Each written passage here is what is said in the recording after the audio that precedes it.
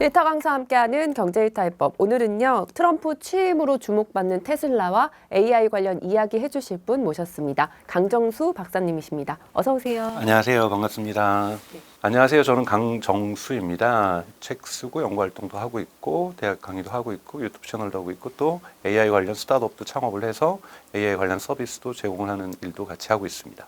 박사님 나와주셔서 저희가 테슬라 얘기를 안 할 수가 없을 것 같습니다. 네. 테슬라가 1월에 발표했던 실적이 좀 네. 기대치에 미치지는 못했어요. 네네. 근데 또 6월에 뭐 자율주행 택시를 출시할 거다 이런 발표를 해서 주가는 오히려 좀 상승을 했단 말이죠. 뭐 1월 실적을 좀 분석해 주시고 6월 자율주행 택시 출시 실현 가능성 한번 짚어주세요. 시장의 컨센서스도 테슬라에 대한 실적도 낮았지만 그 컨센서스보다 더 낮은 실적을 실망스러운 실적을 발표를 했죠. 그래서 실적 발표가 있자마자는 애프터마켓에서 대단히 테슬라 주가가 내려갔다가 컨퍼런스 콜, 일론 머스크와 CFO가 나와서 컨퍼런스 콜을 하면서 다시 회복되는 모습을 그렸는데요. 저는 개인적으로 한 2년 동안 매 컨퍼런스 콜을 계속해서 지켜보고 주식시장을 지켜봤는데 처음인 것 같아요. 이렇게 실망스러운 수치에도 주가가 올라간 것.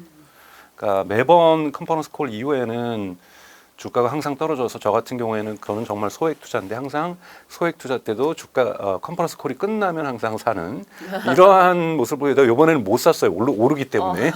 그래서 저 스스로도 깜짝 놀랐는데 사실은 또 연휴기 때문에 달러를 못 마련한 것도 있었고 뭐 이런 부분이 있었죠. 우선 실망스러웠던 수치에 대해서는 여러분들은 이제 많이 아실 거예요. 근데 그 이유가 왜 발생했느냐 보면 4분기 때 쉽게 얘기해서 모델 Y에 대한 페이스리프트가 생기면서 모델 Y의 재고 정리가 대단히 중요해졌습니다. 이번에 컨퍼런스 콜에서 또 CF가 그 얘기를 했죠. 재고 관리를 했다. 이미 소비자들도 알고 있어요. 페이스리프트가 나온다라는 것. 그러니까 당연히 대기 수요가 발생하죠. 가능하면은 이 기자님도 이왕 살 건데 새로운 신차 사지 뭐 한 5, 6개월 기다렸다가 이 집 다음으로 비싼 차 이게 자동차인데 자동차를 뭐 오늘 내일 사 그렇게 급하게 사지는 않잖아요. 그러다 보면은 어떻게 해야 사람들이 사냐면 할인을 많이 해줘야 됩니다. 할인을 많이 해줘야 되고 또 리스에 뭐 이자율 0% 해줘야 되고 이렇게 해서 일종의 밀어내기 식으로 판매를 해야 되거든요. 그러면은 판매 가격이 내려가죠. 요번에도 4분기에도 역시 기대를 저버리지 않고 테슬라가 차량당 평균 생산 비용을 낮췄어요. 이건 정말 대단한 일이에요. 매 분기마다 낮추고 있다는. 낮췄음에도 불구하고 이건 조금 낮췄는데 전체 판매 가격은 왕창 낮아진 거죠. 그러다 보니까 판매 가격 빼기 비용이니까 비용을 빼면은 이것이 우리가 흔히 말하는 순이익률이잖아요. 그로스 마진은 낮아질 수밖에 없었던 거죠. 그래서 전통적으로 이런 일이 발생하면 기관 투자자들은 아직까지 테슬라를 자동차 회사로 규정하고 있는 곳이 많기 때문에 대단히 주가가 안 좋아집니다. 왜냐하면 여러분 아시는 것처럼 거친 규칙으로 보면은 기관 투자자가 50%를 가지고 있고 개인 투자자가 50%를 갖고 있는데 기관 투자자들의 평가가 안 좋아지거든요. 그러면 이 수치가 내려가는데 기관 투자자들도 이번에 제가 확실하게 느꼈던 거는 기관 투자자들도 무게중심을 자율주행에 두기 시작하고 있구나. 어느 정도는 두고 있었지만 확실하게 무게중심을 옮기고 있구나라고 이번에 이제 평가할 수 있었던 것은 일론 머스크가 사실은 보통은 이제 대단히 두리뭉실하게 얘기를 많이 하는데 이번에는 대단히 구체적으로 6월 말까지 해서 텍사스 오스틴에서 FSD의 언슈퍼바이즈 부분을 상용화를 하겠다라고 명확하게 얘기를 했죠. 이 부분이 로드맵이 되게 중요하고 또 본인 스스로가 또 자기에 대한 비판을 알아야 양치기 비유를 했죠. 2019년에도 2년 안에 자율주행을 완성하겠다. 그럼 2021년이잖아요. 지금 2025년이고요. 그러니까 이게 양치기 소녀가 여러 번 늑대가 왔다. 그 표현도 언급하면서 자기가 사실은 어느 정도 양치기 소녀 목동과 같았다라는 것을 인정하면서도 근데 이번엔 진짜 늑대가 진짜 왔다.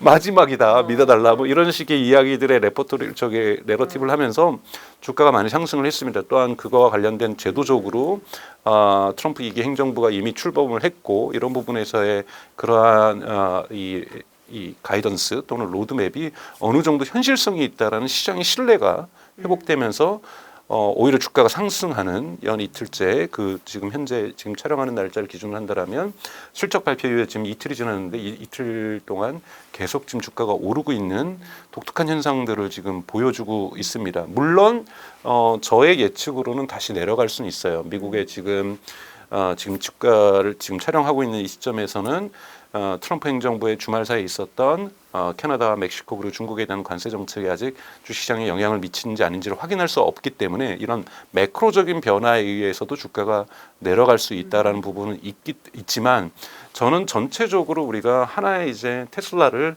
자동차 기업으로만 보는 부분들이 2024년까지는 지배적이었다라면 이미 2025년부터는 테슬라가 가지고 있는 AI 컴퍼니로서 로보틱스 컴퍼니로서의 가치가 어느 정도 개인 투자자뿐만이 아니라 기관 투자자에까지도 확대되고 있다라는 것을 이번 실적 발표를 통해서 확인했고 이 부분들이 지켜진다라면 계속해서 좋은 상승세를 보여주지 않을까. 물론 아무리 테슬라라도 매크로를 이길 수 있는 힘은 없죠. 매크로적인 변화는 지켜봐야 되는 거고 미국의 인플레이션의 어떤 관세 정책에 따른 인플레이션의 변화라든지 또 하나 지금 문제되고 있는 건 뒷부분에서 좀 풀겠지만 딥시크로 유발되고 있는 미중 간의 지정학적 갈등의 심화 이런 부분들이 테슬라에게 불똥이 좀 튈 수도 있는 거고요. 그래서 이런 부분들의 어떠한 외부적 환경 요인만 아니라면 테슬라는 그리고 일론 머스크가 진짜 이번에는 득대를 봤다라면 그 어느 때보다도 자율주행의 현실화 가능성 부분이 높아지고 있다라는 부분 이것이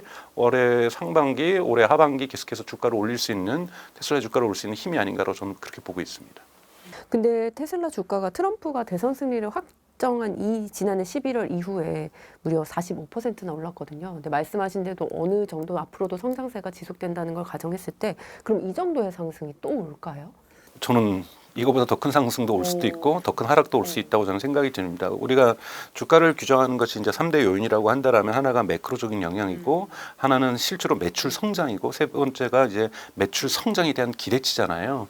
사실 트럼프 당선 이후에 했던 것은 세 번째죠. 매출 성장에 대한 기대치로 이 주가가 올랐고 또한 두 번째는 기관 투자자들 사이에 포모가 생겼죠. 그러면서 기관 투자자들이 앞다투어 이 매수를 하게 되면서 주가가 상승하게 되면서 최고점을 다시 갱신했던 이런 좀 현상들이 이어졌다라고 볼 수 있고요. 그런데도 불구하고 이번 제가 1분기 때 많이 배우게 된 거는 실적 발표 때 매출이 오르지 않았거든요. 않았음에도 불구하고 물론 2.1% 올랐지만 뭐 이거를 뭐 올랐다고 볼 수는 없는 거니까 오르지 않았음에도 불구하고 주가가 유지된다라는 것은 이 기대치가 좀 더 가능성이 높아졌다라고 투자자들 전반적으로 개인 투자자들과 기관 투자자들까지도 생각하고 있다라는 거죠. 여러분 또 하나 보셔야 될 것은 이번에 또 일론 머스크가 컨퍼런스 콜에서 얘기했던 것은 과거에 2024년 2분기 실적 발표 때 7월 때 2024년 7월에 한번 얘기를 했어요. 미국의 빅 컴퍼니와 FSD의 라이센스를 대화하고 있다, 협상하고 있다고 얘기를 했어요. 그때는 그러니까 복수, 싱글러, 그러니까 단수를 표현을 했어요. 그런데 아직 협상인데 또 3분기 실적 발표 때는 또 뭐라 그랬었냐면은 이걸 적용하더라도 자기네들은 작은 회사랑 할 생각 없고 100만 대 이상 생산할 수 있는 기업이랑 할 거고 또 카메라 8대 적용하고 FSD와 관련된 이 칩 들어가고 흔히 말하는 하드웨어 4라고 할 수 있죠. 칩 들어가고 이러면 오래 걸릴 걸 수도 있다라고 했는데 이번에는 복수를 썼습니다. 여러 완성차 업체와 FSD의 라이센스에 대해서 대화하고 있다. 대단히 현실감 있게 또 진행되고 있다라는 부분들을 얘기를 했다라는 부분에서 이 부분도 대단히 크게 작용을 했고요. 그러니까 이 모든 것이 풀리기 위해서는 다 연쇄 작용입니다. 연쇄 작용을 하는데 우선은 FSD가 상업 활동을 하기 위해서는 정부의 허가가 필요합니다. 여기 일론 머스크가 자신하고 있는 것은 일론 머스크는 최대한 늦출 거예요. 왜냐하면 하원과 상원의 법이 바뀌어야 됩니다. 이거는 대통령의 행정명령으로 자율주행에 대한 연방정부와 주정부의 규제가 바뀌지 않을 겁니다. 트럼프가 당선된 이후에 트럼프의 인수위라는 곳에서 이런 신호를 보냈었죠. 지금 주정부 따로 연방정부 따로 있는 자율주행에 대한 허가 절차를 단일화하겠다. 그래서 연방에서 허가하면은 모든 51개 주에서 다 되게 하겠다. 지금 미국에서 테슬라 못 파는 주도 있어요. 왜냐하면 반드시 딜러를 통해서만 자동차를 판매될 수 있는 주법이 있는 곳에서는 온라인으로 파는 테슬라 차량이 판매가 안 되거든요. 그리고 자동차 회사가 보험회사를 할 수 없다는 규정이 있는 주도 있어서 테슬라가 지금 보험도 하고 있는데 중국과 미국에서 보험이 안 되는 데도 있거든요. 이러한 규제적인 요소들이 이번에 풀릴 수 있다는 것은 주마다 해야 될 자율주행에 대한 테스트가 정부에다 제출해야 돼. 이건 데이터를 구성해서 제출해야 되죠. 이것이 연방 정부 하나로 된다라는 것은 법이 바뀌어야 된다라는 거고 그 법이 바뀔 때가는 시간이 필요하기 때문에 테슬라 이거를 지연시키고 있을 거라는 부분이 첫째 있는 거고요. 두 번째는 테슬라 입장에서도 이번에도 컨퍼런스 콜에서 나왔지만 FSD 14라는 얘기를 했습니다. FSD 13도 지금 대단히 좋은 평가를 받고 있는데 FSD 14 정도에서 언슈퍼바이즈드 비감독을 얘기할 거라는 것이 거의 확실시 된다라는 것을 볼 수가 있는 거고 FSD 13보다 14가 더 도와질 거고요. 이 14로 시험 보기 위해서는 조금 더 시간이 필요하다라는 거고요. 그 다음에 상용화를 하기 위해서는 결국은 최소한 한 달 이상의 공개적인 테스트가 필요합니다. 이 테스트를 그렇게 된다라면 5월 달에는 해야 된다라는 거잖아요. 그래서 5월 달에는 하게 된다라는 거고 이 공개 테스트를 할 때가 상용화보다 더 중요한데 이때 뉴욕 타임즈나 BBC나 머니투데이나 뭐 다 갈 거 아니에요. 다 가서 다 촬영을 하게 될 겁니다. 그래서 여기에서 실수를 하게 되면은 테슬라 주가는 나락으로 떨어질 거고요. 그리고 거기서 통과를 하게 되면은 제가 비유를 드는 거지만 스타쉽을 타고 하늘을 나르는 이런 일들이 벌어질 겁니다. 그런데 또 하나 투자자들을 보셔야 될 것은 여러분 작년에 8월 달에 하겠던 로보택시 공개 행사를 여러분 10월 10일로 연기했죠. 저는 3개월 정도 연기되는 것은 테슬라에게는 매우 일상적인 일이다. 그렇기 때문에 일론 머스크가 6월 말로 예고를 했지만 충분히 가을로 연기될 수는 있다. 하지만 그만큼의 기술이 너무나도 불가능한 수준으로 우리 1년 연기하려고 2년 연기하려고 아니라 3, 4개월 정도는 연기될 수가 있으니까 여러분 너무 타임라인에 픽스돼서 테슬라의 주가를 보실 필요는 없다라고 좀 말씀을 좀 드리고 싶습니다. 하지만 이 통과가 테슬라에게는 역사적 전환점인데 모델 3를 대량 생산하는 것 당시에 그때 대량 생산하면서 테슬라 주가가 이번 빼놓고는 작년 2017년 12월 빼놓고는 최고 신고가를 찍었죠. 그러니까 전기 자동차를 매스 프로덕션 대량 생산할 수 없을 거라고 생각했는데 모델 3가 그것을 해냈는데 그때도 시간을 많이 연기했습니다. 일론 머스크가 했던 말 여러분 기억나시죠? 프로덕션 헬이라고 해서 생산의 지옥을 자기가 경험했다라고 얘기를 하면서 지체됐지만 결국은 대량 생산을 최초로 해낸 기업이 되면서 주가가 크게 상승을 했던 거고 이것이 첫 번째 테슬라의 주가 상승의 큰 모멘텀이었다라고 하면 이번에 두 번째는 트럼프의 당선으로 기대치가 증가했던 거고 실질적으로 두 번째 가장 큰 주가 상승의 모멘텀은 자율주행의 공개적으로 연방 정부의 테스트의 통과. 이렇게 되면 여러분 어떤 상황이 일어나냐면 테슬라의 FSD 매출도 급증하게 되지만 더 큰 급증이 일어날 수 있는 것은 현대기아차를 비롯하여 현대기아차도 1월 달에 현대 부사장이 그런 얘기를 했었죠. 그룹에 우리는 중국 기업하고 협업을 하겠다. 즉 자체 기술로서는 자율주행을 하기가 어렵기 때문에 모든 지금 지구상에 있는 모든 완성차 자동차 업체는 토요타, 뭐 혼다, 뭐 폭스바겐, 벤츠, BMW 다 할 것 없이 르노도 할 것 없이 모든 기업들은 중국과 파트너십을 맺을 것이냐 테슬라하고 파트너십을 맺을 건지 둘 중에 하나 양자택일을 해야 되는 상황에 놓이고 있다라는 거예요. 중국하고의 기술 협정을 할 수가 있습니다. 그렇게 되면은 문제점이 있죠. 미국의 차량을 수출하지 못하는 이러한 지정학적 갈등 또한 요인으로 있다라면 사실 양진영으로 쪼개질 가능성도 분명히 존재합니다. 이런 부분이 있고 또 그럼에도 불구하고 중국이 테슬라 FSD를 허가할 가능성이 있습니다. 왜냐하면 중국의 테슬라마저 버리면 트럼프로 가는 협상의 다리를 끊어버리는 거거든요. 그렇기 때문에 마지막 협상의 카드로 사실은 이런 표현을 써서 죄송합니다. 꽃놀이패죠.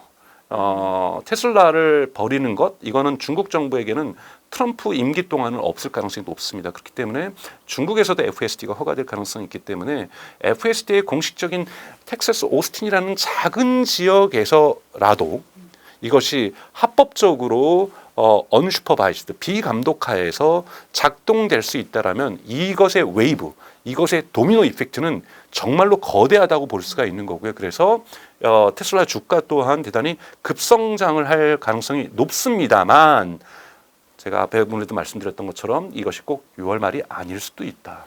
10월이 될 수도 있고 11월이 될 수도 있고 12월이 될 수도 있고 저의 개인적인 저같은 소액 투자자 입장에서는 2026년이 돼도 좋겠다라는 생각을 가지고 있다. 이런 부분들 여러분 기억하시면 좋을 것 같습니다.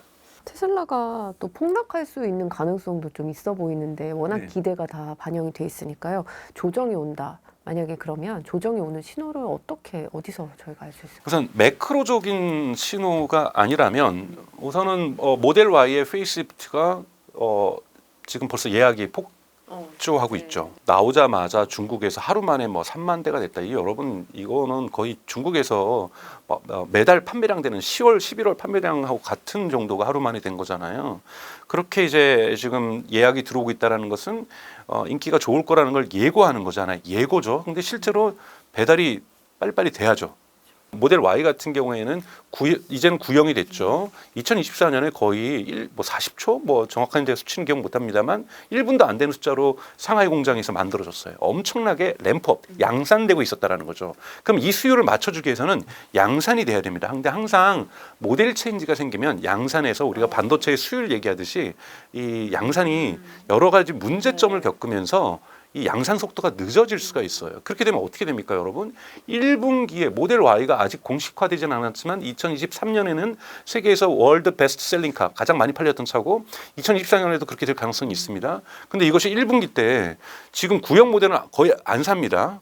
완전히 이제 재고가 아주 얼마 안 남았고 이것도 아주 저렴하게 할인해서 구매를 할 거고 다들 1월 달은 안 사고 있는 거예요. 그리고 뭐 이제 설 연휴 끝나고 나서 이제 배달돼야 되는데 배달도 조금 될 건데 이게 조금이 왕창 풀려야 되는데 3월 말까지도 안 풀린다. 그럼 여러분 그러니까 1분기 2025년 1분기 테슬라의 자동차 판매량은 재앙을 겪게 될 거죠. 이거는 아무리 뭐 자율주행 가더라도 해도 너무했다라는 기관 투자자들의 평가가 나올 수밖에 없다. 그래서 신차가 나온다라는 걸 항상 조심해서 바라보셔야 될 것은 램프업이 양산이 문제없이 순조롭게 진행되는가. 이거는 분명히 보셔야 된다는 거고 이것이 되지 않을 경우는 아무리 자동차 컴퍼니에서 AI 컴퍼니를 가더라도 칼을 하나도 못 팔고 AI 갈 수는 없는 거거든요. 이 부분이 가장 저는 우려되는 부분이라고 볼 수가 있는 거고 두 번째는 이제 이 조정은 아까 전에도 말씀드렸던 것처럼 FSD 14를 가지고 테스트를 하는데 자꾸 사고가 난다. 자, 일론 머스크도 내러티브가 변합니다. 올해 1월 초에 있었던 인터뷰에서 일론 머스크가 뭐라고 얘기하냐면 인간보다 안전할 거라고 얘기를 해요. 무사고라는 단어를 쓰지 않습니다, 여러분. 자율주행이 무사고가 나오는 것은 좀 더 다음 단계라고 보고 있어요. 뭐라고 얘기냐면 인간보다 훨씬 더 안전할 것이고 그 다음엔 인간보다 수백 배 안전할 것이고 그 다음에 우리는 무사고의 세계로 진입할 거라고 얘기를 하는 거예요. 그러니까 즉 사고가 날 수 있다라는 거죠. 여기에 대한 사회적 수용성이 어떠냐라는 거예요. 우리가 사실은 미국에서도 일론 머스크도 얘기했지만 1년에 몇만 명이 교통사고로 죽어가고 있어요. 근데 인간이 몇만 명의 실수로 사람을 죽게 하는 이런 일이 있어도 워낙 이것이 매년 있어 왔던 일이고 전 세계적으로도 1년에 수십만 명이 죽다 보니 이런 일이 그냥 일어나는 일이라고 생각하지만 기계가 AI가 로봇이 사람을 죽였다고 한다라면 이거는 이 사회적인 수용성이 어떨지를 지금 예단하기 어렵거든요. 그것은 그 나라마다 그 문화마다 그 사회의 어떤 수용성에 의해서 결정될 건데 여기에 대한 수용성이 어떻게 나타날 것인가 이것도 대단히 중요합니다. 그래서 무사고로서 정부 허가를 받지는 않을 거예요. 분명히 작은 사고가 있을 겁니다. 근데 그것이 인명이 조금 다치는 정도까지는 괜찮을 수 있지만 사람이 죽는 일이 발생한다든지 이럴 경우에는 대단히 큰 테슬라의 주가 하락 압력이 발생할 수밖에 없다. 왜? 여기에 지금 거의 올인하고 있기 때문에. 이 부분이 저희가 받을 수 있는 테슬라의 가장 큰 위험성이라고 볼 수가 있죠. 네. 젠슨 왕이 CS 기조연설을 통해서 엔비디아가 자율주행과 로봇 산업에 진출한다 이렇게 밝혔는데요. 엔비디아의 이런 사업 확장 박사님은 어떻게 보고 계신지 궁금합니다. 사실 많은 기업들이 가려고 하다가 지금 실패했죠. 예를 들면은 대표적으로 포드도 자율주행을 접었고 그 다음에 이 GM도 크루즈라는 걸 접었고 현대차도 사실은 이스라엘 기업인 모빌아이로 준비를 하다가 모빌아이를 접었습니다. 그러면서 모빌아이를 접다 보니까 지금 중국이랑 같이 할까 테슬라랑 같이 할까 일단은 중국하고 같이 하자 뭐 이런 것이 지금 현대기아차의 전략이라고 볼 수가 있는 거죠. 그런데 여기에 엔비디아가 짜잔 우리도 자율주행을 같이 준비할 수 있고 자율주행은 첫 번째 있는 로봇 산업이야 라고까지 규정을 하면서 CES에서 토요타랑 함께 하겠다라고 얘기하고 파트너로도 소개했죠. 중국의 BYD도 우리는 같이 할 거고 유럽에서는 메르세데스 벤츠하고 같이 할 거야 라고 얘기를 하면서 토요타랑 같이 하는 것을 모습을 보여줬습니다. 여기서 걸었던 엔비디아가 얘기했던 것이 피지컬 AI죠. 피지컬 AI고 이거는 여러분 그냥 우리가 쉽게 얘기하면 거대 언어 모델이라고 이해를 하시면 되고요. 사실 정확하게는 피지컬 AI가 아니고 월드 파운데이션 모델 또는 월드 모델이라고 얘기를 합니다. 이 월드 모델은 스탠포드의 교수로 있는 중국계 미국인이죠. 페이페이리라는 분이 이제 주창을 하면서 개발을 이끌어 나가고 계신 건데 피지컬 AI와 월드 모델 여러분 쉽게 얘기하면 야구 선수가 타자가 이 타격을 연습하는 거라고 생각하면 됩니다. 여러 번 이것을 실제 생활이 아니라 머신에 의한 시뮬레이션 공간에서 수백 번, 수만 번, 수십만 번, 수백만 번 비보고 좌회전을 연습하다 보면 가상 공간에서 실제에서도 잘하지 않겠느냐. 이것이 페이페이리가 주장하는 거고요. 눈으로 봐야 그리고 그다음 몸이 움직일 수 있고 몸이 움직인 것을 경험해 봐야 사람은 배운다라는 거예요. GPU가 가상 공간으로 만들어 줄 테니 수백만 번 연습하다 보면 아이가 물건이 떨어지는 볼펜을 잡을 수 있는 것처럼 우리가 물리 공간에서 로봇이 움직이게 될 것이고 자율주행 자동차가 움직이게 될 것이다. 이것이 월드 모델 피지컬 AI라는 겁니다. 이 피지컬 AI 거대 언어 모델의 오픈 AI 서비스 이름이 챗GPT고 구글이 제미나이고 엔스로픽이 클로드라고 하는 것처럼 우리는 이것을 코스모스라고 부른다. 그래서 엔비디아에는 코스모스라는 서비스를 근데 누구든지 써라 무료로 라고 하면서 살짝 두 가지를 근데 겁니다. 하나는 이것을 연습하는 공간은 이 소프트를 외워가지고 너네들끼리도 연습해야 되는데 어렵겠지. 우리가 클라우드 서비스로 제공해 줄게. 그것이 옴니버스라고 하는 유료로 써야 되는 거고요. 테슬라에게도 하드웨어 4라고 하는 칩들이 들어가는데 엄청난 양의 추론 능력을 갖고 있는 추론 칩이 들어갑니다. 쉽게 이해하면 여러분 애플의 M1 칩이 한 50개씩 들어간다고 보면 돼. 하나당. 그럼 거의 100개가 들어간 거잖아요. 엄청난 겁니다. 이런 걸 토르 칩이라고 얘기해요. 토르 칩을 엔비디아가 생산합니다. 그 대신 토요타는 그다음에 우리의 그 자율주행 이 코스모스를 쓰고자 한다라면 우리의 토르 칩을 사줘. 근데 대략적으로 한 $3,000를 얘기를 하고 있어요. 테슬라는 보통 그 하드웨어 4에서 원가를 한 $1,000 정도로 얘기를 하고 있거든요. 그럼 엔비디아가 차량 한 대당 $2,000를 벌겠다라는 이러한 지금 야심을 드러낸 거잖아요. 우리의 모든 전 세계에 달리는 차들 중에서 엔비디아 자율주행을 쓰면은 우리의 칩을 써야 된다. 추론 칩이라고 하죠. 자동차에 있는 즉 인터넷과 연결되지 않더라도 작동할 수 있는 이 칩 시장을 지금 엔비디아는 노리기 위해서 우리의 소프트웨어는 무료로 쓰시고 연습하는 공간은 그렇다고 해서 또 무료로 줄 수는 없으니까 저렴한 비용이지만 우리 걸 또 쓰시고 이러면서 새로운 사업의 영역을 열어가는 거고 여기가 잘 되면은 로봇도 잘 되는 거다. 휴머노이드 로봇. 그래서 자율주행과 휴머노이드 로봇을 우리와 함께 가자. 그래서 휴머노이드 로봇의 파트너에는 피규어도 들어가 있지만 현대기아차가 가지고 있는 보스턴 다이내믹스도 협력 파트너로 들어갔고요. 그래서 지금 속속들이 지금 이제 엔비디아하고 협력을 하고 있습니다. 그래서 이것이 잘 될 가능성은 전 높다고 보고 있어요. 하지만 단점이 있습니다. 시뮬레이션을 하더라도 지금 볼펜을 내가 떨어뜨리는 것도 한 번을 하는 거는 내가 잡아봐야 그리고 이 데이터가 있어야 시뮬레이션을 10만 번, 100만 번 만드는 거거든요. 실제 데이터가 있어야 한 번 정도는 있어야 여기에 가상 데이터 시뮬레이션을 만들 수 있는 거예요. 그러나 여러분 비보호 자회전을 유럽이나 미국엔 비보호 자회전이 많고 비보호 자회전이 자율주행이 되게 어려운 기술이죠. 근데 비보호 자회전의 경우가 하나만 있겠습니까? 샌프란시스코의 그 언덕결이라서의 비보호 자회전, 고속도로가 근처에 있는 곳에서 비보호 자회전, 비보호 자회전 수십만 개 곳이 있고 수백만 곳이 있다라는 거죠. 과연 엔비디아가 그걸 다 찍고 시뮬레이션 했을까?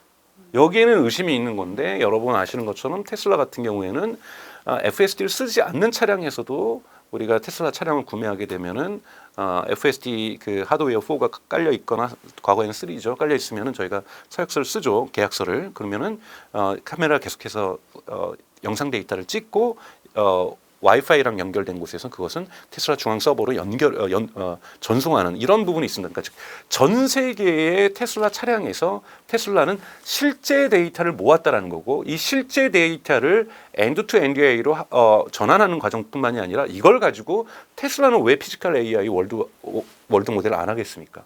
테슬라도 이걸 가지고 한다라는 거죠. 그런 부분에서 실제 데이터 부분에서는 테슬라가 많이 앞서 있다라는 부분이고 또 하나는 구글 또한 여기에 가만히 있지 않았습니다. 구글은 2023년 12월에 피지컬 AI에 우리도 뛰어들겠다. 그러니까 아직까지 코스모스처럼 눈에 보이는 그런 소프트웨어를 만든 건 아니에요. 사실 코스모스도 계획은 2023년 봄에 있었던 타이완에서 있었던 컴퓨터 페어에서 젠슨왕이 처음으로 그 비전을 발표했던 거고, 그 비전을 실제로 만들어서 2025년 1월에 공개를 한 거고, 구글은 2023년 12월에 우리로 월드 모델에 뛰어들겠다라고 구글도 밝힌 거죠. 그렇기 때문에 구글 또한 웨이모에서 갖고 있는 또 실제 데이터가 있거든요. 그래서 구글 또한 엔비디아와 마찬가지로 자율주행 사업에 이제 뛰어들 것이고, 웨이모의 로보택시 사업뿐만이 아니라 그리고 휴머노이드 로봇 사업에도 구글은 뛰어들 것입니다. 그래서 크게 봤을 때는 비중국권을 빼놓는다라고 하면은 이제 가장 현재로서는 앞서 있는 테슬라와 엔비디아와 구글 이 3자가 대단히 큰 세력을 형성할 거라고 보고 있습니다. 젠슨 황이 트럼프 미국 대통령 취임식에 가지 않고 중국을 갔단 말이죠. 근데 미국 정부의 반도체 제재에 또 유독 좀 큰 소리로 반대를 했던 게 엔비디아였는데요. 분명한 좀 메시지가 있을 것 같은데요. 네. 어떻게 보시나요? 그래서 주말 지난 1월 말과 2월 초에 있었던 주말에 다시 백악관으로 끌려갔죠.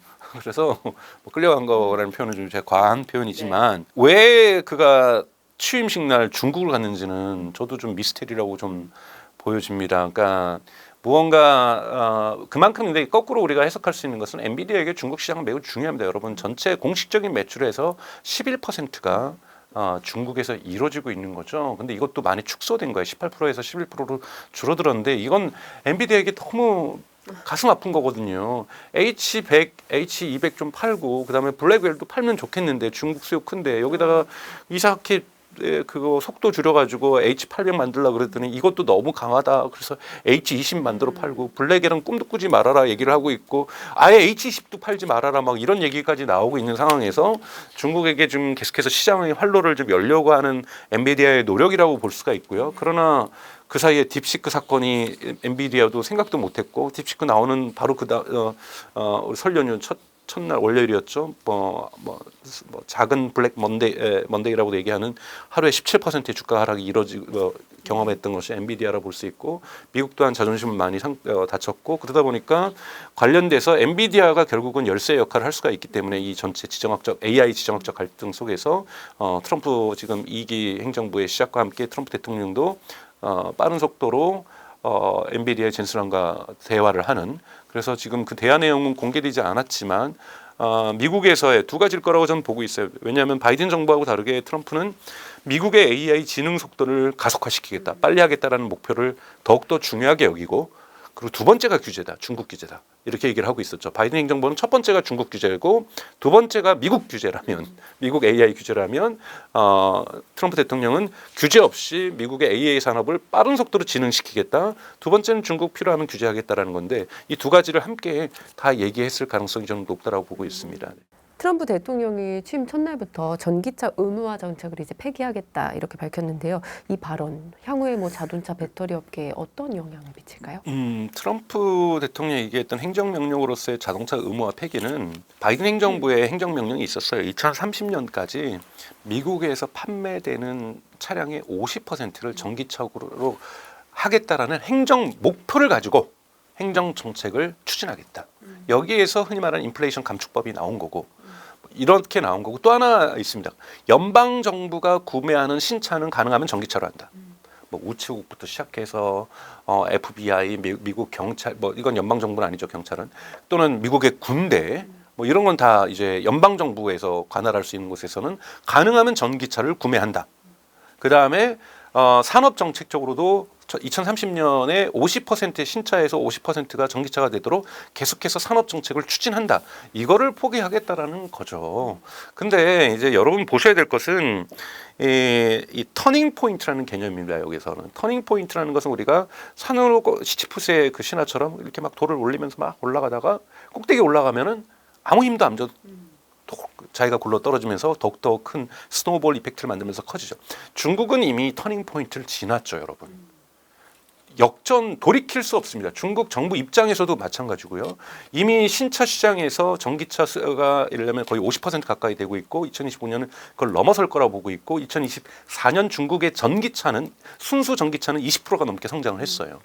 그리고 미국, 유럽 같은 경우에는 지금 내수 시장이 너무나도 안 좋고 지금 독일 같은 경우에는 뭐 마이너스 성장을 하고 있고 뭐 자동차 시장 같은 경우에 이런 걸 겪고 있음에도 불구하고 전체 신차 시장에서 전기차가 파는 것은 15%에서 18%를 구성하고 있어요.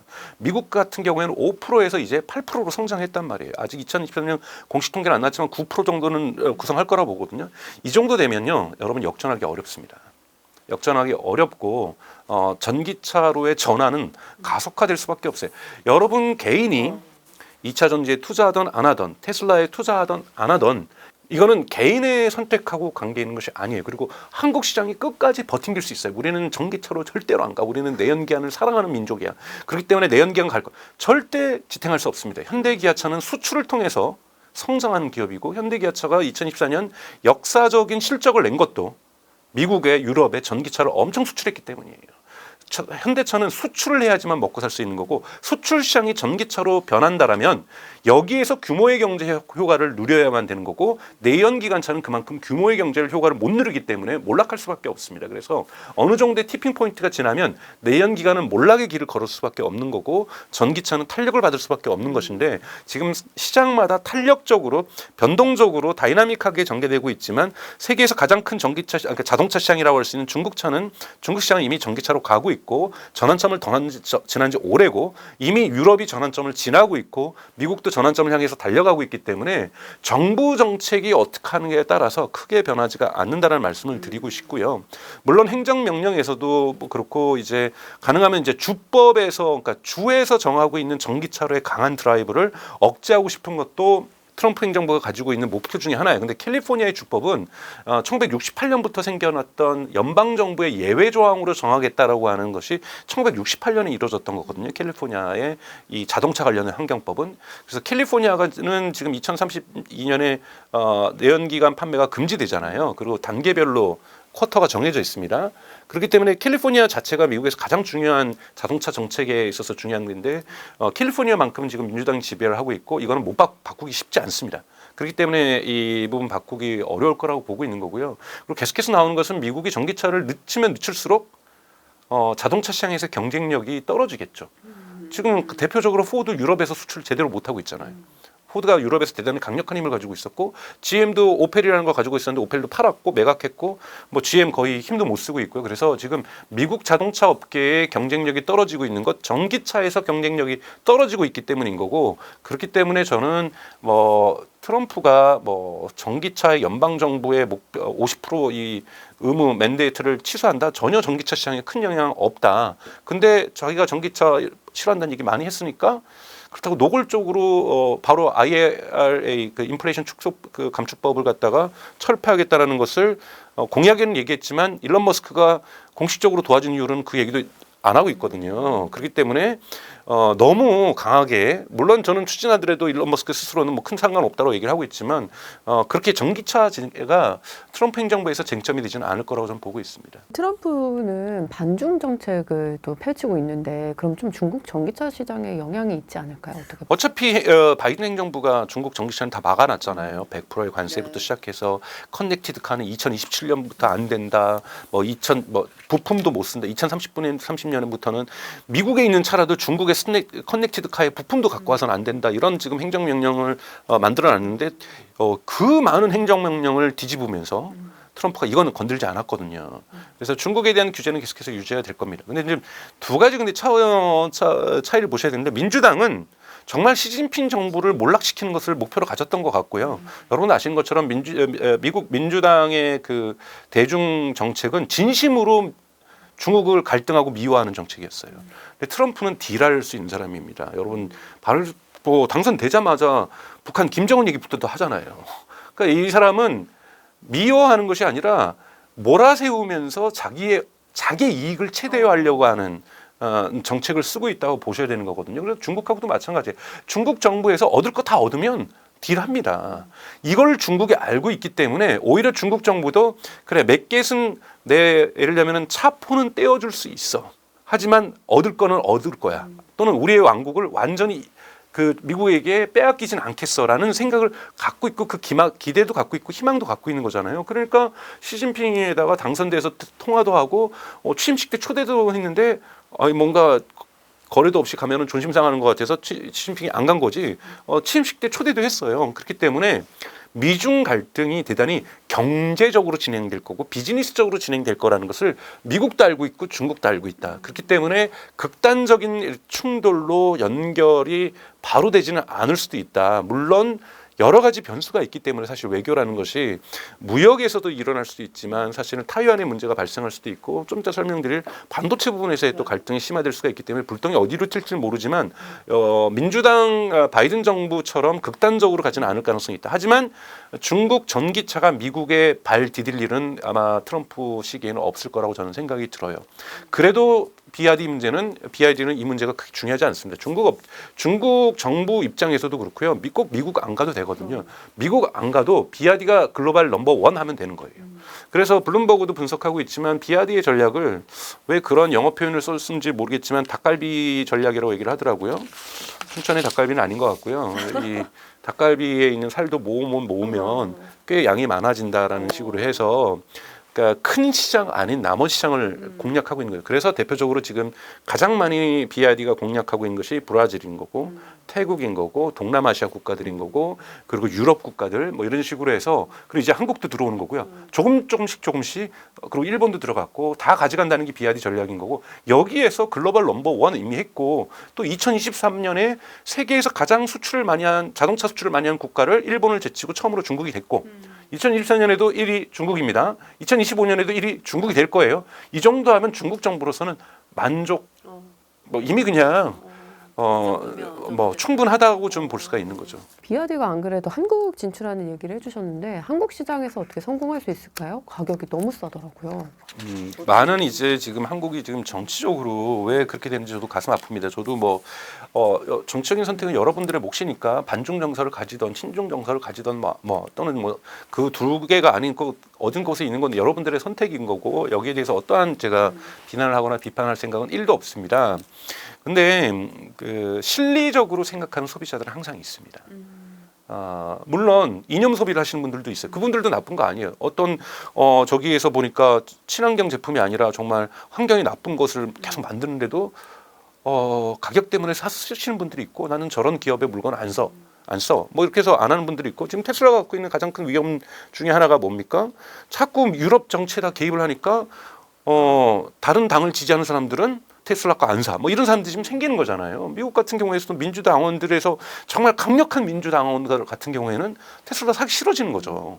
이런 것들이 있는 거죠. 이것도 이념 소비라고 할 수 있는 거죠. 그것처럼 중국 제품에 대해서 이념 소비로 해서 안 사실 분들 분명히 있으실 거예요. 하지만 분명하게 자기의 가처분 소득에 맞춰서 경제적 합리성을 중심으로 세우면서 구매하실 분들은 반드시 존재할 거고 여기에는 BYD뿐만 아니라 중국 전기차는 분명하게 중요한 선택지가 저는 될 거라고 봅니다. 그래서 한국에서 돌풍을 일으켜 하면서 1위 판매량 이렇게 기록할 거라고 저는 절대 생각하지는 않아요. 하지만 의미 있는 시장 점유율을 조금씩 넓혀갈 것이다. 제가 처음에 한국에서 넷플릭스 들어오기 전에 1년 전에 제가 한국 방송사 임원들과 관련된 제가 이제 유럽에서 공부를 했으니까 넷플릭스가 어떻게 유럽을 공략했는가 이런 강의를 한 적이 있었어요. 그때도 제가 처음부터 파괴적으로 막 파상적으로 들어오지 않을 거다. 왜냐하면 클라우드망을 통해서 들어오기 때문에 마케팅을 넷플릭스가 유럽을 공략할 때 무려 4년 동안 마케팅 버젯이 0원이었어요. 0달러, 0유로였어요. 전혀 쓰지 않았어요. 그냥 입소문으로만.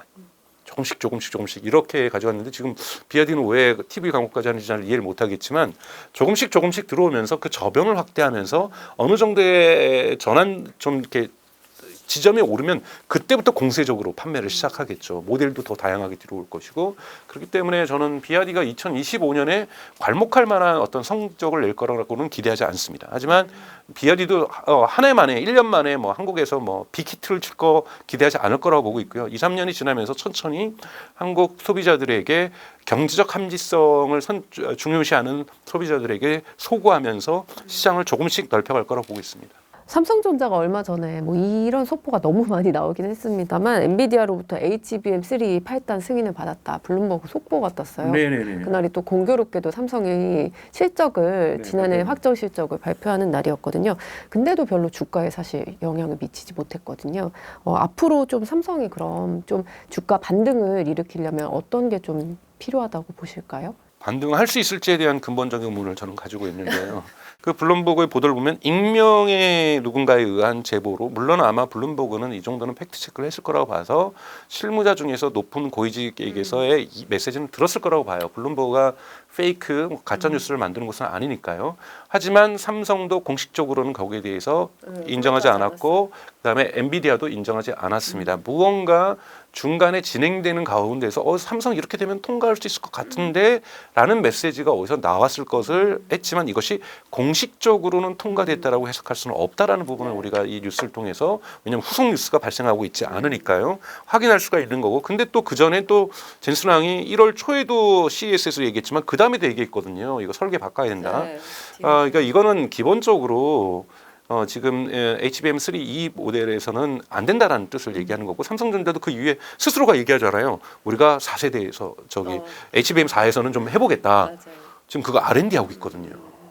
여러분 R&D가 양산되기까지는 어마어마한 뭐 1년이 걸릴 수도 있는데, 이 반도체 시장에서 1년은, AI 시장에서 1년은 거의 영원과 같습니다, 여러분. 그러니까 이런 상황에서 삼성전자가 저런 모습을 보이고 있다는 것은 그리고 삼성전자는 스스로 사실은 지금 이걸 촬영하고 있는 오늘 이재용 회장의 유죄냐 무죄냐의 맞아요. 재판이 있기 때문에 이것이 아마 삼성전자에게는 더 중요할 거라고 보고 있습니다. 그래서 삼성전자가 앞으로 AI 시장에서 어떠한 전략적 위치를 점할 수 있을지는 조금 더 지켜봐야만 하고, 제가 만약에 삼성전자 주주라면 훨씬 더 보수적인 입장으로 냉정하게, 기대가 안 통할 때가 있거든요, 여러분. 그럴 때는 냉정하게 기대와 희망, 이걸 자꾸 가지면 여러분 로또하고 똑같은 거잖아요. 확률은 없는데 계속 기대와 희망을 가지면서 주말마다 좋은 꿈 꾸시는 거잖아요. 이렇게 하시면 안 되는 거고, 냉정하게 보셔서 삼성전자의 미래를 평가하시는 것이 좀 필요하다고 저는 보고 있습니다. 네. 반면에 하이닉스는 지난해 삼성전자의 반도체 부문 연간 영업이익을 하이닉스가 앞질렀거든요. 올해 이런 기세를 몰아서 성장세가 이어질까요? 하이닉스는 정말 저는 잘하고 있다고 보고 있고요. 뭐 항상 엔비디아의 속도보다는 이제 빨라지고 있다고 할 정도로 뭐 그것은 믿습니다. 저는 믿고, 그건 사실로도 확인이 가능한 거니까 하이닉스는 정말 앞으로도 계속 성장할 기업이라고 생각하지만, 문제는 뒷부분에서 설명드릴 수 있는 딥시크의 충격을 얼마나 받아낼 수 있는가, 그리고 이 부분을 어떻게 털어낼 수 있는가가 하이닉스에게는 중요하다. 왜냐? 하이닉스의 주가는 저는 엔비디아랑 커플링, 연동되어 있다고 보는 거고요. 그래서 엔비디아의 주가가 흔들리면 하이닉스의 주가는 흔들릴 수밖에 없는 거기 때문에, 지금 마찬가지로 사실은 아마 한국이 지난주가 설 연휴가 아니었으면 엔비디아와 함께 하이닉스는 주가 폭락을 대단히 오랜 기간 경험을 했을 거라고 저는 생각이 들어요. 그나마 설 연휴가 있어서 여기에 대한 완충이 어느 정도 생겼기 때문에 충격을 그나마 9몇 %대 받은 것이지, 충분히 하이닉스도 엔비디아처럼 하루 만에 17% 떨어지는 일들, 이런 일들이 발생할 수준은 있었을 거라고 저는 생각이 들어요. 그래서 하이닉스의 주가는 엔비디아랑 연동되어 있고, 엔비디아가 어떻게 딥시크에 영향을 받을지는 조금 이따가 딥시크 시간에서 말씀을 드리도록 하겠습니다. 딥시크는 오픈 AI 챗 GPT의 뭐 투자 비용의 5%만 들였다 이러는데, 그에 맞먹는 이제 AI 기술력을 보여줬단 말이죠. 딥시크 기술력 어느 정도로 보고 계세요? 딥시크가 이제 생산 비용이 뭐 얼마 안 들었다, 뭐 $700만, $800만 들었다. 이건 여러분 여기에 대한 진위 논쟁이 있습니다. 뭐 그 전에 이미 연습할 때, 뭐 V3를 연습할 때 엄청나게 들었다, 200명 인건비는 계산 안 했다, 다 맞는 말이에요. 근데 이건 여러분 다 부차적인 얘기예요. 여러분 여기서 엄청난 지금 노이즈도 있고 시그널도 있는데, 시그널을 골라내셔야 돼요. 특히 투자자 관점에서 시그널을 골라내셔야 되는 것은 후속 효과입니다. 쉽게 얘기해서 대치동에서 엄청난 고가의 그 과외를 받는 애고, 그리고 집에 가면 또 인강 듣고, 인강도 비싼 인강 듣는 애가 오픈 AI예요. 여기에서 막 그 GPT-4 만들고 O1 만들고 그러는데, 이런 표현 써서 죄송합니다. 섬에 사시는 분들, 섬에 살면서 교과 과정 외에 인터넷도 안 되는 곳이에요. 근데 인터넷도 속도도 매우 느리고, 그래서 인강은 꿈도 못 꾸고 그냥 교과 과정 배우면서 열심히 집에 와서 공부했는데 성적이 똑같이 나온 거예요. 근데 이 성적은 아직 대입 입시 전이에요. 최종 성적은 아니야. 대입 입시를 우리가 AGI라고, 일반 인공지능. 언젠간 인간이 여기까지 최종 점수에서 1등한 건 아니에요. 딥시크가. 그리고 고액 인강을 듣고 있었던 오픈 AI가 다 탑을 하고 있었어요. 그리고 나머지 2등하고 격차도 있었고 한국은 하려다가 아이 나는 못하겠다. 너무 대치동 가입 비싸고 인강도 너무 비싸고 조금씩의 가해와 조금씩의 인강은 듣고 있지만 네이버 막 1년 반 전에 뭐 업데이트하고 아직 소식도 없잖아요. 근데 갑자기 알리바바도 아니고 알리바바는 열심히 하고 있고 돈도 많지만 알리바바도 계속 치고 올라오고 있거든요. 근데 오픈AI하고 확실하게 격차는 있었어요. 근데 갑자기 짜잔 나타났는데 성적이 같은 거예요. 그러니 세상이 놀라는 거죠. 도대체 쟤는 뭘 갖고 공부했느냐? 여기에 놀라는 건데 여러분 더 중요한 건 뭐냐면 이 친구가 자기의 족보를 깐 거예요. 이 친구는 기술 문서를 공개했어요. 완전히 족보를 다 공개한 거예요. 여러분들도 세계에 갖고 있는 섬에 사는 세계에 있는 많은 학생들이요. 이 족보 공부하면 오픈AI 수준은 누구든지 갈 수 있어. 자, 우리 족보도 공개할게. 그리고 족보 다 공개하고 내가 어떻게 먹고 자고 했는지도 다 얘기해 줄 테니까 이거대로 해봐. 이것의 후속 효과가 어떨지를 보는 것이 더 중요하지. 실제로 저 족보가 맞는지 아닌지 진짜로 제가 1등 할 때 컨닝했는지 안 했는지 그리고 지금 데이터를 중국에 가지면 내 정보 개인정보 다 가져가는 이거는 전혀 중요하지 않습니다. 이거는 투자자가 가져야 될 것이 아니라 이거는 천천히 언론이 보도할 거고 언론이 뭐 보도하면서 여러분들이 재미삼아서 보실 수는 있는 건데 투자자들이 보셔야 될 시그널이 아니라는 거죠. 시그널은 이 족보로 인해서 엔비디아에 어떤 영향을 미칠 것인가, 애플에는 어떤 영향을 미칠 것인가, 메타에는 어떤 영향을 미칠 것인가, 구글에는 어떤 영향을 미칠 것인가, 한국 기업에는 테슬라에게는 어떠한 이것이 영향을 미칠 것인가, 그리고 미중 간의 지정학적 갈등은 어떻게 또 가속화가 될 것인가 아닐까에 보셔야 되는 것이 가장 중요한 것이지 이것이 진위 여부, 진짜 얘네 잘하는 것 맞냐, 우리 자존심 상했는데 어떡하지, 이 중국 애들 짱깨 것들 이거는 여러분들이 가져야 될 투자자의 태도가 전혀 아니라는 말씀을 드리고 싶어요. 그럼 그게 어떤 영향을 시장에 가장 미칠 것 저는 같아요? 위너하고 루저를 만약에 시장에 따진다면 지금 저는 가장 큰 위너는 하웨이입니다, 여러분. 지금 중국에서 지금 딥시크가 지금 서비스되고 있어서 지금 우리나라에서도 앱스토어에서 1위고 미국에서 1위고 유럽에서도 1위입니다. 다 전 세계에서 1위인데 이것이 작동되는 칩은 하웨이의 어센드 910C예요. 딥시크는 하웨이의 궁합을 맞춥니다. 이것이 중국 정부가 원하는 거예요. 알리바바의 퀄 2.5 다 하웨이에서 돌아갑니다. 하웨이에서 지금 말하고 있는 어센드 910은 하웨이는 자기네들이 이거 블랙웰 수준이라고 얘기하는데 미국에 있는 언론들에서 분석한 것은 H100과 A100 중간쯤에 있다고 얘기를 하고 있어요. 그건 나쁘지 않은 거예요, 여러분. A100과 H100 중간쯤 만드는 회사라는 정도면 하웨이가 정말 많이 쫓아온 거거든요. 수율이 50%도 안 돼. 뭐 이렇게 또 언론에서 많이 나오고 여러분 댓글에 다시잖아요. 중국 정부 수율에 관심 없어요. 손해 보더라도 중국 정부가 지원해서 반도체 생태계를 만들고 싶은데 딱이에요. 왜요? 어느 나라의 딱일까요, 여러분? 저는 그래서 딥시크를 AI의 태무라고 생각해요. 제가 적절한 적절한 것 비유죠. 같아요. 이거 제가 처음 한 말입니다. 아니, AI의 태무라는 AI가 방송에서도 처음 하는 AI의 태무예요, 여러분. AI 태무 유럽에서도 잘 되고 미국에서 잘 되고 한국에서 잘 되지만 여러분 아니 브라질은 그러면 AI 강국 안 가야 돼요? 그 나라도 AI 필요해요. 아르헨티나도 필요해요. 태국도 필요해요. 스페인도 필요하고 포르투갈도 필요해 AI. AI 미국만 하고 중국만 잘하고 뭐 한국 잘하고 뭐 일본 잘하고 뭐 프랑스 정도 잘하고 독일 좀 잘하고 영국 잘하고 이걸 끝나는 게 아니란 말이에요. 전 세계의 모든 국가가 제조업에 산업에 AI가 필요합니다. 근데 그거 무료로 깠네요. 근데 여기랑 궁합이 제일 맞는 게 하웨이의 어센드 칩이라네요. 중국은 이걸로 저는 AI 실크로드를 추진할 거예요. 그래야 중국 내에서도 반도체 내수 시장이 크지만 이렇게 글로벌로 시장을 확장해내야 중국의 반도체 산업이 재궤도에 진입을 할 수가 있어요. 미국 언론에서 보도가 있어요. 오픈소스를 중국 정부가 몰랐다. 사후 통보받았다. 왜? 딥시크는 중국 정부도 보기에도 너무 작은 회사라서 별로 그렇게 컨트롤 안 하고 있었다라는 거예요. 뭐 텐센트라든지 바이텐스라든지 또는 가장 대표적으로 알리바바 이런 데는 중국 정부가 관리하고 있었는데 돈도 많이 쓰니까 바이두도 그렇고 저 딥시크 쟤네들은 뭐 관심도 없었는데 갑자기 막 논문 발표하고 오픈소스를 해서 사후 통보받았을 가능성도 높다고 그랬지만 이번 여기까지 찢어졌겠죠. 너무나도 좋은 건 이것 때문에 우리의 반도체 산업의 생태계가 형성될 수 있겠구나. 가장 큰 위너는 저는 하웨이라고 생각합니다. 근데 이것이 엔비디아에게 독이 될 수 있죠.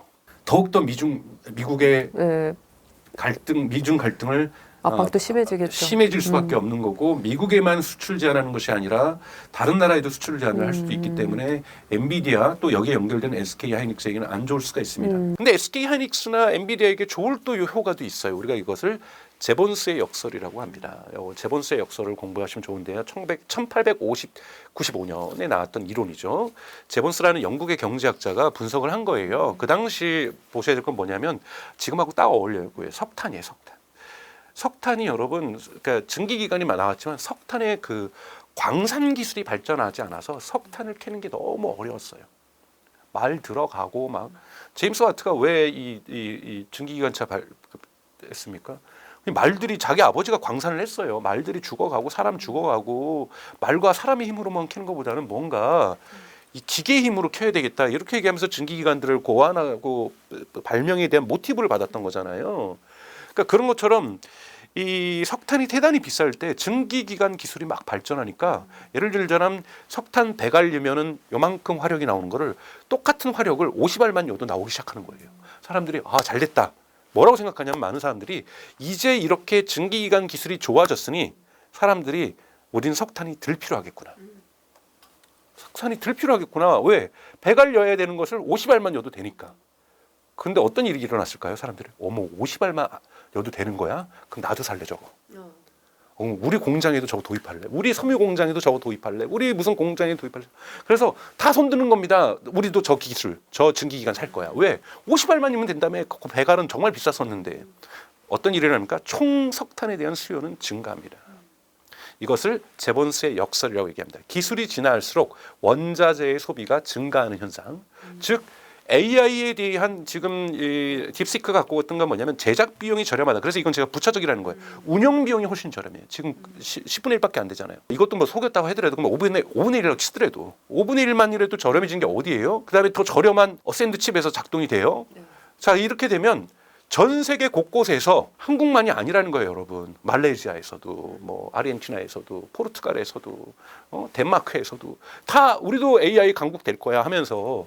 그 오픈소스로 받아가지고 기술 문서 분석하면서 이름도 바꿔도 돼요, 여러분. 기술 문서 오픈소스로 있는 것을 갖다가 우리 걸로 쓰는 것을 래퍼라고 얘기합니다. 이 래퍼 영어에서 WRAPPER 껍데기를 포장하는 거죠. 포장재죠. 포장재로 바꿔서 이름을 다르게 해도 아무 상관이 없어요. 제재가 없습니다. 즉 머니투데이 TV GPT 만들어도 아무 문제가 없어요. 그러면 기업마다 다 만들 거 아니에요. 이번에 뭐 마음 AI 한국에 있는 상장되는 회사죠. 여기에서도 바로 그거 지금 서비스 하겠다고 그러는 거잖아요. 정말 전 세계적으로 보면 수십만, 수백만, 수억 개의 회사들이 다 그냥 딥시크 받아가지고 자기 것처럼 얘기할 거예요. 이런 식으로 나오게 되면은 AI가 대단히 확산되겠죠.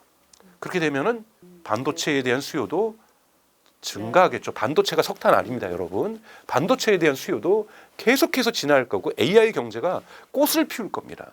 꽃을 피우게 된다는 것은 반도체 수요가 반드시 저사형만이 아니라 고사형은 또 계속해서 필요하기 때문에 반도체의 총 수요가 증가하게 되는 것, 이건 엔비디아에게 좋은 소식이고 또 여기에 SK 하이닉스에게도 좋은 소식입니다만 이건 중장기적인 효과고 단기적으로는 미중 간의 지정학적 갈등이 더욱더 강화될 수 있다는 거고 이 부분이 엔비디아하고 SK 하이닉스에게는 부정적 요소로 분명히 있기 때문에 요 두 개를 여러분 같이 보시면서 투자하시는 것이 맞다라고 말씀드리고 싶습니다. 딥시크가 등장하면서 이제 범용 반도체 시장이 좀 확대될 것이다 이런 좀 관측도 나오는데 이게 좀 삼성에게는 좀 좋은 소식이 될 수도 있다 이런 얘기가 있는데 한국 반도체 사실은 시장에 첫 번째 논점은 이제 범용이냐 아니냐에서 네. 그러니까 예를 들면 지금 브로드컴하고 이제 마벨 테크놀로지가 이제 흔히 말하는 ASIC 반도체를 만들면서 즉 맞춤형 반도체를 만들면서 성장하고 있었던 거고 작년 12월에 주가가 되게 폭발적으로 증가했던 거잖아요. 여기에는 구글의 TPU라든지 아마존의 트리니엄 2가 이제 마벨 테크놀로지고 TPU가 브로드컴이죠. 자, 근데 오히려 더 충격을 받는 것은 맞춤형 반도체예요. 왜냐하면 TPU는 그러니까 미국이 왜 그러면은 딥시크 같은 효율성 좋은 걸 안 만들었냐? 바로 옆집이 대치동 살면서 대치동 가요도 있고 부모님 돈도 엄청나게 많고 부모님 떼돈 벌었고 근데 굳이 내가 섬처럼 집에서 자율학습해야 되겠어요? 미국에서 언론에서 요즘 보도가 나온 건 뭐냐면 거기 있는 개발자들하고 연구자들한테는 그러한 업무 목표가 왔다라는 거야. 당신네들의 업무 목표는 빠른 속도로 AI의 퍼포먼스를 늘리는 거다. 그래서 AGI를 먼저 가는 거다. 돈 걱정하지 말고 자원 걱정하지 말고 낭비 팍팍 해도 좋다. 그러면서 GPU를 마음대로 썼던 거예요. 그러다 보니까 최적화는 할 이유가 없었던 거예요. 이 학생들에게 목표는 가서 그냥 무조건 1등하는 걸. 누가 먼저 1등하느냐가 제일 중요한 거고 누가 먼저 대학교 들어가는가 누가 먼저 의사 되는가가 제일 중요한 거가 이들에게 주어졌던 과제였던 거고 딥시크는 야 너네 어차피 과외 못 받아. 인터넷이 안 되는 동네 살아. 그리고 너네 과외 선생도 안 보내줄 거고 너네 엄마 아빠 그 정도 돈이면 안 돼. 그러니까 이 안에서 어떻게든지 최적화를 하려고 얘네들이 고민을 하다 보니까 효율성 부분을 집중을 구조적으로 할 수밖에 없었다라는 거죠. 그러다 보니까 구글에겐 또 어떤 뭐냐면 TPU도 만들었어요. 자기네한테 만든 것. 근데 여기서 효율성을 별로 안 따졌어요. 엔비디아의 GPU는 워낙 효율성 따지지 않고 빵빵해서 훨씬 더 좋은 쪽에서 내가 크다라는 걸로 조정을 해서 요 기능을 해서 제네럴 한다는 건 장점이 뭐냐면 AI의 그 학습 환경과 응용 환경이 변해도 맞출 수가 있어요. 그래서 오히려 엔비디아는 칩은 저는 계속 갈 수 있다고 봐요. 딥시크가 나와도 딥시크를 갖다가 한 10개 돌리는 걸 100개 돌리면 되는 거니까요. 근데 맞춤형은 딱 자신들의 학습 프로세스와 응용 프로세스를 정해놨기 때문에 거기에 최적화가 된 거거든요. 그러면서 필요 없는 기능을 빼버리는 거거든요. 쉽게 얘기해서. 그러면서 엔비디아 너네 고가 필요 없어. 우리는 중저가라도 이걸로 충분했는데 얘가 이걸로 그냥 계속 쓰라고 엄마 아빠가 계속 가해 받아. 그러면 하는 건데 야 우리도 좀 최적화 좀 하자. 왜 우리 이렇게 TPU도 비싸. 라고 만약에 구글이 방향을 정해버리면 TPU 새롭게 설계해야 되는 거예요. 이런 맞춤형 반도체 문제점은 훨씬 더 중저가로 에너지 효율적으로 자원 효율적으로 쓸 수 있고 가격 효율적으로 경제 효율성은 추구할 수 있으나 환경 변화에 빠르게 대응할 수 있는 유연성이 떨어진다는 것이 A식의 단점인데 지금 딥시크는 여기에 도전을 던지고 있기 때문에 구글이 어떻게 반응할지는 좀 지켜볼 필요가 있다라고 좀 보고 있습니다. 젠슨왕도 그렇고 마크 저커버그도 그렇고 양자 컴퓨터 뭐 20년 뒤, 10년 뒤 상용화 될 것이다 이렇게 발언을 했는데요. 양자 컴퓨터 시장 전망 한번 짚어주시죠. 제가 뭐 양자 물리학 전문가가 아니기 때문에 제가 뭐 저는 이제 파이낸셜 타임즈나 뉴욕 타임즈나 블룸버그나 이런 것을 읽고 뭐 더버지나 뭐 이런 것을 읽고 답변한다는 부분에서 제 말을 듣고 투자를 결정하시지를 말기를 좀 우선 조언을 드립니다. 우선 양자는 여러분도 잘 아시는 뭐 중첩 현상이라는 것 0이냐 아니 1이냐 0 이게 명확하게 떨어져 있지 않기 때문에 장점이자 단점이죠. 엄청난 계산에서의 장점이 있지만 이 중첩 상태를 갖다가 계속 유지하기 어렵다라는 거고 중첩 상태가 있는 양자가 여러 개가 같이 돌리다 보면은 서로 에러가 발생하게 되는 이런 단점들을 가지고 있고 이걸 보완하기 위해서 뭐 초전도체라든지 또는 극저온이라든지 이런 걸 하는 거고 그래서 윌로우가 구글에서 칩이 나왔는데 겨우 102개가 들어간 거잖아요 양자가요. 근데 상용화를 목표로 하고 있는 구글 같은 경우에는 윌로우 칩은 100만 개가 들어가는 거거든요. 그러려면 시간이 좀 걸리겠죠. 이것이 뭐 기적 같은 일이 일어나서 1, 2년 안에 이루어질 수도 있는 거고 뭐 지금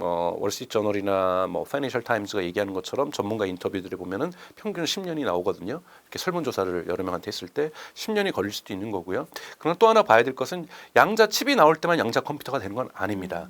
중간에 뭐 하이브리드 모델이 있을 수도 있는 거고요. 그 다음에 또 하나는 이 양자 컴퓨터를 만드는 그 기술, 중간 기술들을 지금도 벌써 활용하고 있어요. 이렇기 때문에 지금 아이온큐라든지 이런 데서 매출이 나오는 것은 중간 기술로서 자원 개발이라든지 이런 데 쓸 수 있기 때문에 신약 개발이라는 쓸 수 있기 때문에 매출은 나올 수 있다. 그리고 또 하나는 구글의 노벨 화학상을 받았던 하사비스 구글 딥마인드의 수장은 뭐라고 얘기를 했냐면 AI가 슈퍼컴퓨터와 결합되면은 양자 컴퓨터가 준하는 속도를 낼 수가 있기 때문에 굳이 양자 컴퓨터에 투자할 필요도 없다. 같은 구글 식구끼리 엄청난 전문가들끼리도 다양한 의견들이 나오고 있다. 이것을 여러분들이 항상 보시면서 가야 된다. 투자는 믿음으로 하는 것이 아니라 종교가 아니기 때문에 이러한 다양한 전문가들의 의견들을 좀 들어보실 필요가 있고 또 하나는 저는 그렇게 생각해요. 미국에는 공매도가 허가되어 있잖아요. 공매도도 한번 해보시고 그리고 커버드 레버리지라고 해서 섞는 거죠. 공매도 일부와 그다음에 구매 일부 뭐 이런 걸 섞어보기도 하는 거고 너무 한국에서 했던 방식으로만 미국 투자를 레버리지만 계속 2배, 3배만 하는 이러한 방식만 쓸 것이 아니라 커버드라고 하는 기법들 또는 공매도라는 기법들도 써보면서 한번 배움의 기회를 좀 가지면 좋겠다. 그래서 양자 기술은 전문가들을 미국에 나와 있는 언론의 대다수 언론들의 그 전문가들 인터뷰는 평균적으로 양자 컴퓨터가 현실화될 때까지는 10년을 내다보고 있다라는 부분들 명심하셨으면 좋겠고, 하지만 그럼에도 불구하고 그러면 왜 또 10년, 20년 뭐 걸린다고 해놓고는 이 엔비디아도 그렇고 메타도 그렇고 또 양자 컴퓨터 사람을 뽑고 있잖아요. 이건 여러분 R&D는요 다 합니다. R&D와 이거를 양산하기 위해서 올인하는 거하고는 다른 거죠. 그렇기 때문에 R&D 인력 뽑는다면 뭐 3원계 만드는 데서도요 LFP 배터리 만들고요.